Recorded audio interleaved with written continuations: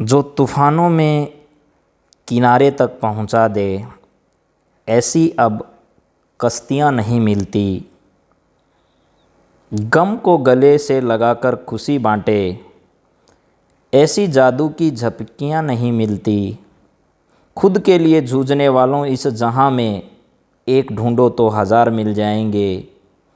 दूसरों की खुशी के लिए जूझने वाली रामानुजन आपके जैसी हस्ती नहीं मिलती। आपके जैसी हस्ती नहीं मिलती। आपके जैसी हस्ती नहीं मिलती। रामानुजन, आप इस देश को जो भी देकर गए वो हमारा तो नहीं कह सकते, हमारे पूर्वजों का ही कोई पुण्य प्रताप रहा होगा जो आपने इस धरा भूमि को पवित्र बनाया और हम सबको गर्व करने का एक सुअवसर प्रदान किया। नमस्कार, एमपीएस के इस यूट्यूब चैनल को देखने वाले तमाम साथी बंधुओं को मेरा नमस्कार। आप सब अपने घरों में इस कोरोना महामारी के समय में अपने घरों में सुरक्षित होंगे और मेरी आशा है कि आप अपने परिवार में अपने को और अपने परिवार को इस महामारी से बचा पाने में बड़ी सफलता हासिल कर रहे हैं। और वैसा भी हम जानते हैं कि पहला सुख निरोगी काया है। इसी धारणा को ध्यान में रखते हुए एमपीएस ने आप सब के लिए एक अनूठी पहल शुरू की थी और हमने ये कोशिश की थी कि रामानुजन के जीवन को लेकर हम आप सब के सामने आएँ। आपने हमें बड़ा प्रेम दिया है इस कड़ी को लेकर और जैसी हमारी आशा थी, हम सोच रहे थे कि पता नहीं कोई देखेगा नहीं देखेगा, हम क्या करें क्या नहीं करें, लेकिन आपने जिस प्रकार का स्नेह हम पर बनाया है, हम उस स्नेह के आप सब के प्रति आभारी हैं और आगे से भी आशा करते हैं कि आप सब हमारे साथ ऐसे ही लगातार जुड़ते रहेंगे। तो चलिए आज अपन रामानुजन के जीवन को थोड़ा आगे लेकर चलते हैं। पिछली कड़ी में हमने ये आप लोगों को बताया था कि रामानुजन कैसे अपने जीवन के एक पड़ाव को लेकर निराशावादी दृष्टिकोण से आशावादी दृष्टिकोण में बदल पाते हैं और लंदन जैसी मैथमेटिकल सोसाइटी से लेकर भारत की मैथमेटिकल सोसाइटी तक का जो सफ़र रामानुजन का रहा, उसमें अनेक लोगों ने उनका साथ दिया, अनेक लोगों ने उनको ये हौसला दिया कि रामानुजन आपका साथ देने वाले हम सब हैं, आप सब तैयार रहें। पिछली कड़ी के अंत में मैंने आप लोगों को ये बताया था कि रामानुजन के पास कैम्ब्रिज विश्वविद्यालय के प्रोफेसर जीएस हार्डी का पत्र आ चुका था, लेकिन किसी कारणवश कह दो या अपने आध्यात्म से जुड़ाव कह दो रामानुजन अपने पारिवारिक उस पृष्ठभूमि को लेकर बड़े चिंतित थे और ये सोचते थे कि अगर मैं यहाँ से चला जाऊँगा तो मेरे परिवार का क्या होगा, उनको कौन संभालेगा। साथ ही साथ इससे ज़्यादा वो इस बात से दुखी थे कि हमारी जो देवी है, उस देवी की मैं जो उपासना करता हूँ, नामगिरी देवी, जो उन पर बड़ी अति कृपा कर रही है और मैं साकारी बनकर उस देवी की जो उपासना कर रहा हूँ, क्या मैं वो वहाँ कर पाऊँगा। इन सब प्रकार के विषयों पर जब जीएस हार्डी ने उनको पत्र लिखकर यह आश्वस्त किया कि हाँ, आपको कोई चिंता करने की ज़रूरत नहीं, आप यहाँ हमारे पास आइए, आपकी सारी व्यवस्थाएं कर दी जाएगी। जब जीएस हार्डी ने रामानुजन से अनुरोध किया तो रामानुजन अपने दोस्तों से इस विषय पर विचार विमर्श करते हैं और उनके विचार विमर्श के बाद आखिर ये तय होता है कि हाँ, रामानुजन अब लंदन के लिए प्रस्थान करेंगे। दोस्तों में एक अजीब प्रकार की खुशी थी, वहीं रामानुजन के मन में एक डर भी था और एक आशंका भी इस प्रकार की थी कि पता नहीं अब आगे क्या होगा और क्या नहीं होगा। लेकिन समय को कौन जान पाया है, भविष्य में क्या होना है इसका निश्चय तो समय तय खुद ही करता है। रामानुजन ने जब ये तय किया तो उसके परिवार वाले उनके साथ मद्रास में ही रहा करते थे।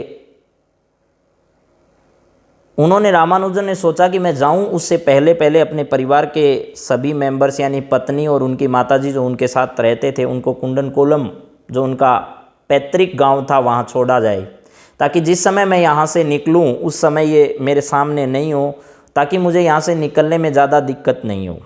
जैसा अक्सर अपने साथ होता है, मान लो कोई बच्चा पढ़ने गांव से अलग जाता है तो गांव से जब वो प्रस्थान करता है तो उसको गांव की याद आती ही आती है और घर से उसके निकलने का बिल्कुल भी मन नहीं करता है। तो आखिर रामानुजम भी एक इंसान थे, उनके साथ भी ऐसा होना स्वाभाविक था, लेकिन उन्होंने इसकी रूपरेखा पहले से तैयार कर ली थी। उन्होंने ये डिसाइड किया था कि मैं यहाँ जाने से पहले पहले अपने परिवार वालों को उनके पैतृक गांव छोड़ दूंगा। 17 मार्च को उनका टिकट आ गया था जो उनको लंदन तक की यात्रा तय करवाएगा, और उसमें डेट दी गई थी लगभग 1 महीने के आसपास उनको समय मिला था तैयारी का। ठीक है, मार्च और अप्रैल के महीने में उनको यहाँ से प्रस्थान करना था। लगभग 19 तारीख के आसपास उनको रवाना होना था यहाँ से। इस समय के दौरान उनके दोस्तों ने उनके लिए अच्छे कपड़े, अच्छे टाई, अच्छे बेल्ट, अच्छे जूते, इन सब की व्यवस्था की, क्योंकि रामानुजम के पास तो इस प्रकार की कोई व्यवस्था थी नहीं और ना वो ऐसा कर पाने में सक्षम थे। इसके साथ साथ उनके जो आरंभिक जीवन के जो साथी जो लगातार उनका हौसला अफजाई कर रहे थे, उनके साथ मिलकर रामानुजन ने वहाँ की पाश्चात्य संस्कृति के कुछ ऐसे पहलू, जैसे वहाँ लोग खाना कैसे खाते हैं, कैसे वो लोग रहते हैं, कैसे पैंट शर्ट पहनते हैं और किस प्रकार एक कोट और पैंट का पहनावा और उसके ऊपर टाई लगाया कैसे जाता है, टाई को कैसे बांधा जाता है, वहाँ होने वाली कुछ चीज़ों के बारे में रामानुजन ने ये अपने दोस्तों से सीख लिया। वो दोस्त लगातार उनको ट्रेनिंग देते जा रहे थे कि किस प्रकार रामानुजन तेरे को वहाँ रहना है, किस प्रकार खाना खाना है, किस प्रकार बैठना है, किस प्रकार उठना है। उनकी संस्कृति के बारे में जो भी छोटी मोटी चीज़ें थी वो रामानुजन को सिखाई जा रही थी। रामानुजन, मैंने जैसे पिछली कड़ी में बताया था कि अपने पीछे के बड़े बड़े बाल रखा करते थे रामानुजन, और दोस्तों ने जब ये बताया कि रामानुजन वहाँ तो लोग बड़े छोटे छोटे बाल रखते हैं अंग्रेज़ लोग, तो आपको भी बाल छोटे करवा लेने चाहिए। तो इस विषय में रामानुजन ने कोई विरोध नहीं किया अपने दोस्तों के साथ, तुरंत उनके साथ गए और अपने बालों को छोटा करवा लिया। यहाँ तक कि रामानुजन सीखा यानी चोटी रखा करते थे, एक उच्च कोटि के ब्राह्मण होने के नाते। तो रामानुजन ने अपनी शिखा को भी कटवा लिया था उस वक्त। तो रामानुजन ने इस पर भी कोई आपत्ति प्रकट नहीं की, ठीक है कोई बात नहीं, अपन वहाँ जा रहे हैं तो ऐसा जैसा ठीक लगता है वैसा रामानुजन ने किया। इसके बाद रामानुजन की यात्रा का वो पड़ाव शुरू हुआ। उससे पहले रामानुजन ने रेलवे स्टेशन पर अपने माताजी और अपनी पत्नी को छोड़ दिया। यहाँ तक कि उनकी पत्नी ने यह अनुरोध किया था कि वो उनके साथ लंदन जाए, लेकिन वो तो उनकी अर्धांगिनी थी, उनका अनुरोध तो सही था, मन में कुछ आशंकाएं भी थी, लेकिन रामानुजन ने जब अनुरोध किया कि मैं कोई वहाँ सैर करने घूमने नहीं जा रहा हूँ, मैं गणित में अपने क्षेत्र को और गणित में अपनी पहचान बनाने वहाँ जा रहा हूँ, अगर आप मेरे साथ वहाँ जाओगे तो मैं अपना कार्य पूरी अच्छे तरीके से नहीं कर पाऊँगा, क्योंकि मैं वहाँ आपका ख्याल रखूँगा या फिर गणित के क्षेत्र में अच्छा काम करूँगा। तो जब उन्होंने अपनी पत्नी को समझाया तो वो मान गई कि ठीक है कोई बात नहीं, आप चले जाओ, मैं और मम्मी दोनों अपने गांव चले जाएंगे। रामानुजन उनको छोड़ने रेलवे स्टेशन गए। रेलवे स्टेशन पर जब उनको अपनी पत्नी और माताजी को विदाई दी तो उनके आंखों में आंसू आ गए। वहाँ से छोड़ने के बाद वो वापस आ गए। इस बीच में 5-6 दिन का समय लग गया और सारी व्यवस्थाएं तय समय में पूरी कर ली गई रामानुजन के द्वारा। ठीक वो समय आया जिस दिन रामानुजन को अपनी यात्रा का वो पड़ाव शुरू करना था। उस दिन सुबह ही ब्रिटेन और इंडिया के बीच में चलने वाला वो नेवल जहाज़ SS-18 ठीक तट पर आ खड़ा हुआ। समय टिक टिक टिक टिक करता आगे बढ़ रहा था। रामानुजन बड़े मायूस नजर आए उस दिन। एक प्रकार से वहाँ तट से उस नाव के रवाना होने का समय 10 बजे का था। रामानुजन तय समय पर वहाँ पहुँच गए। उनके मित्र उनको विदा करने गए। उससे पहले की घटना है, उनके पिताजी ने उनके यहाँ से प्रस्थान के लिए एक विदाई का अवसर भी रखा था, जिसमें बड़े बड़े गणितज्ञ और उनके आरंभिक सारे अध्यापक उस समारोह में शामिल हुए थे और रामानुजन को बड़ा आशीर्वाद दिया था कि आप जाओ और इस भारत का और अपने क्षेत्र का पूरी दुनिया में नाम रोशन करो। जब उसी दिन रामानुजन तय समय पर नेवल जहाज़ में बैठ गए, मन में बड़ी आशंकाएं थी, बड़े घबराए हुए थे अंदर से कि क्या होगा क्या नहीं होगा पता नहीं। लेकिन नेवल में जहाज़ में बैठे बैठे रामानुजन समुद्र के अंदर के दृश्य को देख रहे थे। आरंभिक कुछ समय तक तो उनका बिल्कुल भी मन नहीं लगा उस जहाज़ में, बड़े परेशान थे। ऐसा लग रहा था कि जानबूझकर उनको यहाँ से भेजा जा रहा है, वो अपनी मर्जी से नहीं जा रहे हैं, ऐसा कुछ फील कर रहे थे वो। लेकिन जैसे जैसे जहाज़ आगे बढ़ता जा रहा था, समुद्र की लहरों को देखकर रामानुजन के हृदय में भी वो तरंगे उठ रही थी और रामानुजन ने ये तय कर लिया था कि अब जीवन में कुछ बड़ा ही करना है। लेकिन उस समय भी रामानुजन खाली नहीं बैठे। देखो, बड़ी विचित्र बात थी कि रामानुजन को उस दौरान कम से कम 10 या 15 दिन का समय जो मिला था, उस दौरान रामानुजन बिल्कुल भी खाली नहीं रहे। नेवल में अंदर बैठे बैठे बाहर का दृश्य देखते रहते और अपने गणित का जो कार्य था वो लगातार वहाँ भी करते रहते। आरंभिक समय में रामानुजन को 1 दिन 2 दिन तक बिल्कुल भूख नहीं लगी और जब अगले दिन एक समय आया जब उनका नेवल जो जहाज़ था वो श्रीलंका की उस समय की तत्कालीन राजधानी कोलंबो पहुंचा। कोलंबो जब पहुंचा तो रामानुजन को वहां बाहर निकलने पर थोड़ा अच्छा फील हुआ, शांति महसूस करने लगे, अंदर खुशी भी थी। और अब पहले वो उससे पहले नेवल में कहीं बैठे नहीं तो घबराहट होना स्वाभाविक था, लेकिन अब वो घबराहट नहीं रही। अब वो उस वातावरण में हैबिचुअल हो चुके थे। कोलंबो में उन्होंने कुछ खाना खाया और इसके बाद कोलंबो से वो यात्रा रवाना करते हुए हिंद महासागर के रास्ते, अदन के रास्ते और स्वेज के रास्ते, ऐसे उनका जहाज़ लगातार दिन प्रतिदिन आगे बढ़ता जा रहा था। समुद्र की लहरों को देखकर उनके हृदय में तरंगे दिन प्रतिदिन उफान ले रही थी। रामानुजन उसी समय अपने मित्रों को उस नेवल के अंदर बैठे बैठे पत्र लिख रहे थे और उनको उस दृश्य के बारे में पूरा विवरण दे रहे थे कि कैसे कैसे उनके विचार इस समय के दौरान उनके दिल में आते रहते थे। धीरे धीरे करते हुए एक दिन ऐसा आया जब उनका जहाज़ इंग्लिश चैनल को पार करते हुए और इंग्लैंड की उस धरती पर टेम्स नदी के किनारे जा पहुंचा। उस दिन रामानुजन जब समुद्र की उन लहरों को पार करते हुए उनका जहाज़ जब टेम्स नदी के उस तट पर पहुंचा तो रामानुजन बड़े उत्साहित थे लंदन की धरती पर अपने कदम रखते हुए। और ये शायद उन्होंने अपने मन में ये दृढ़ विश्वास किया होगा, अपने साथ संकल्प किया होगा कि यहाँ से जब जाएंगे तो हिंदुस्तान का नाम रोशन करके ही जाना है। ये उनके विचार शायद उस समय रहे होंगे, मेरा ये मानना है, हालांकि ये कहीं लिखा हुआ नहीं है। समुद्र के तट पर जब जहाज़ उतरा तो रामानुजन उससे उतर गए और बाहर उनको लेने के लिए उनके ही एक बचपन के मित्र जिनसे उनका संपर्क था वो वहाँ पढ़ते थे, वो उनको लेने आए। वो अपने अपार्टमेंट में उनको लेकर गए तो 1-2 दिन शुरुआत में वो वहीं रहे। रामानुजन की अलग से वहाँ व्यवस्था कर दी गई सारी, उनके रहने की, उनके खाने की, उनकी व्यवस्थाओं में कोई दिक्कत नहीं थी। शुरुआत के 3 दिनों तक रामानुजन किसी से नहीं मिले थे। अगले दिन वो क्षण आना था। 3 दिन तक रामानुजम को वहाँ घुमाया गया, इधर उधर जो अच्छी जगह थे वातावरण को अनुकूल करने के लिए रामानुजन को उसके दोस्तों ने दिखाई।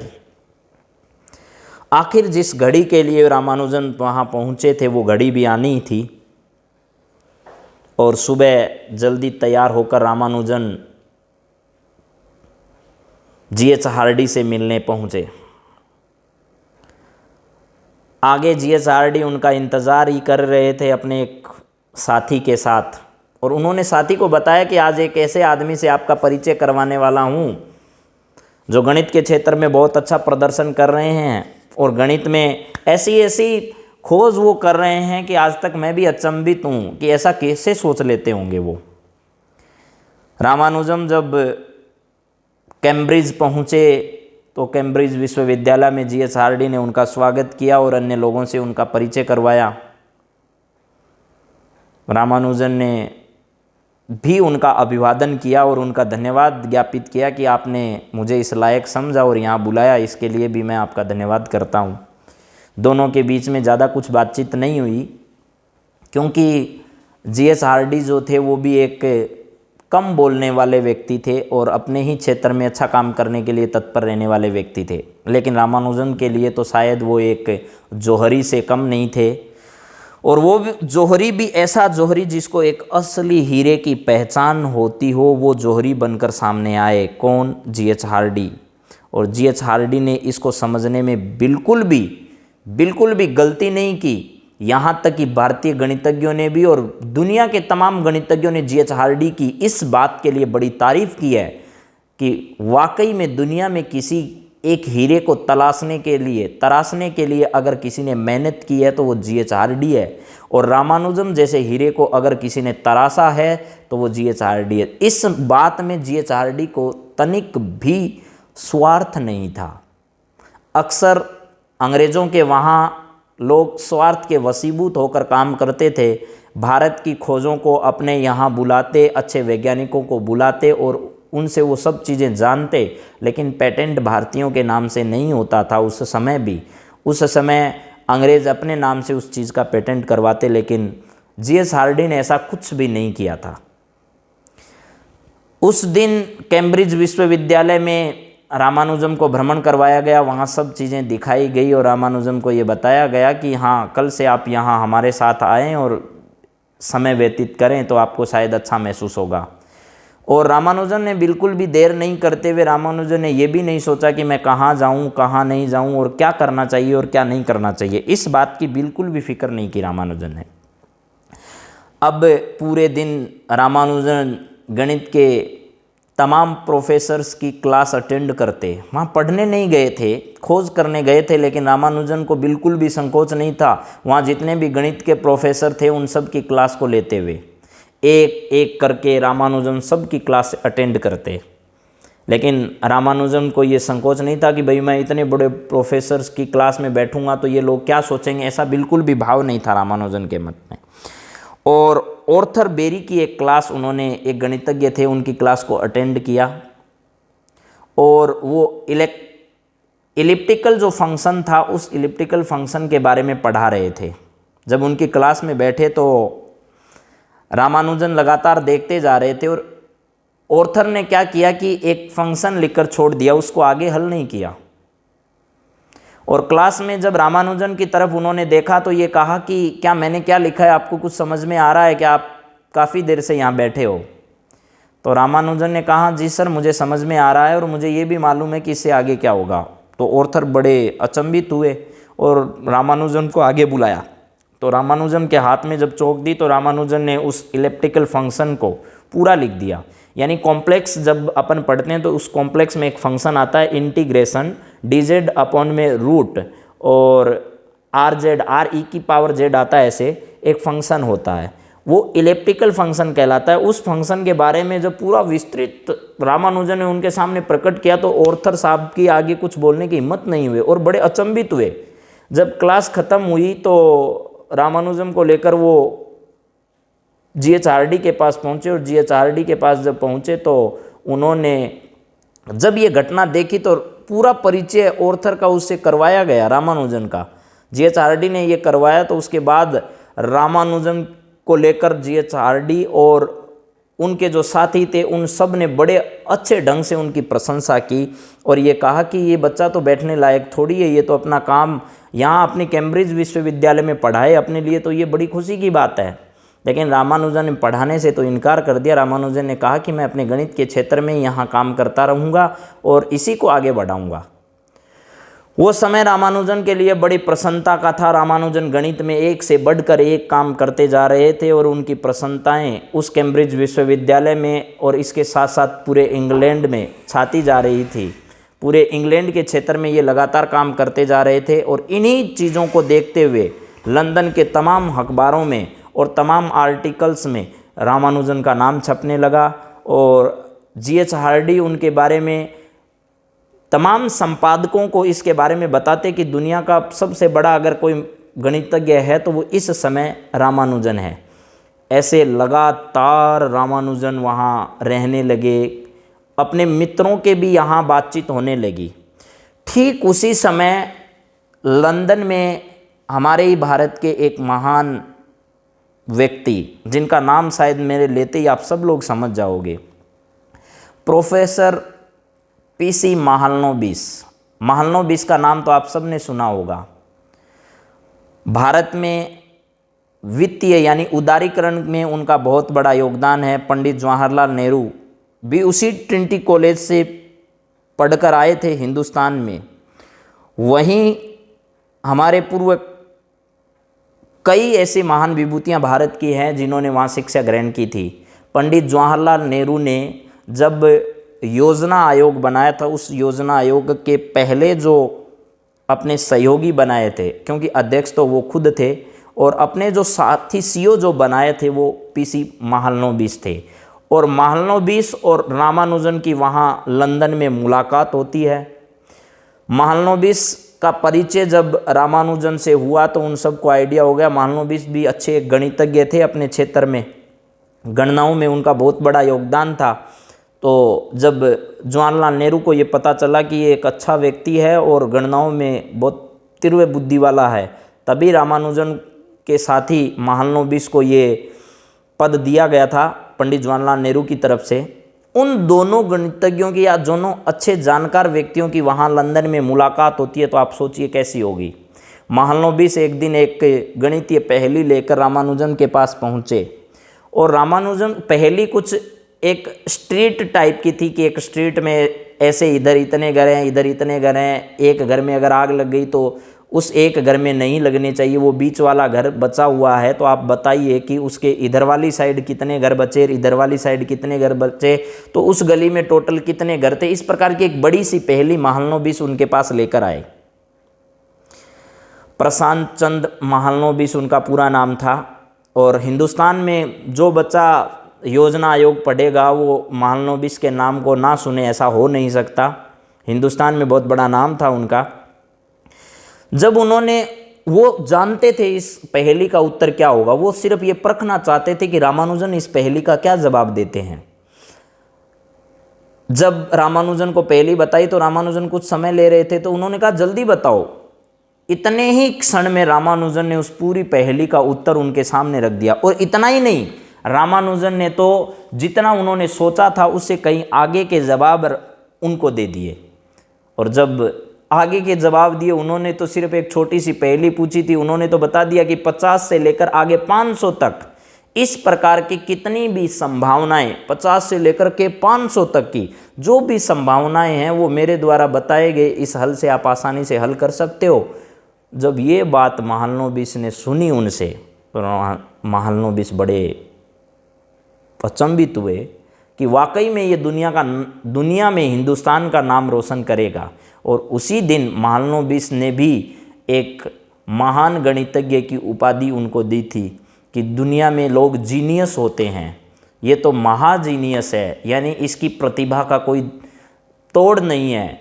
और महाजीनियस कहने के पीछे उन्होंने कहा था जीनियस तो वो होता है जिसके पास मेरे से 1000 गुना अधिक बुद्धि है, मैं सोचूं उससे 1000 गुना ज़्यादा अगर कोई सोचे तो वो जीनियस है। और ये महाजीनियस है, इसका मतलब इतना है कि इसकी बुद्धि के समान कोई दूसरा तो हो नहीं सकता।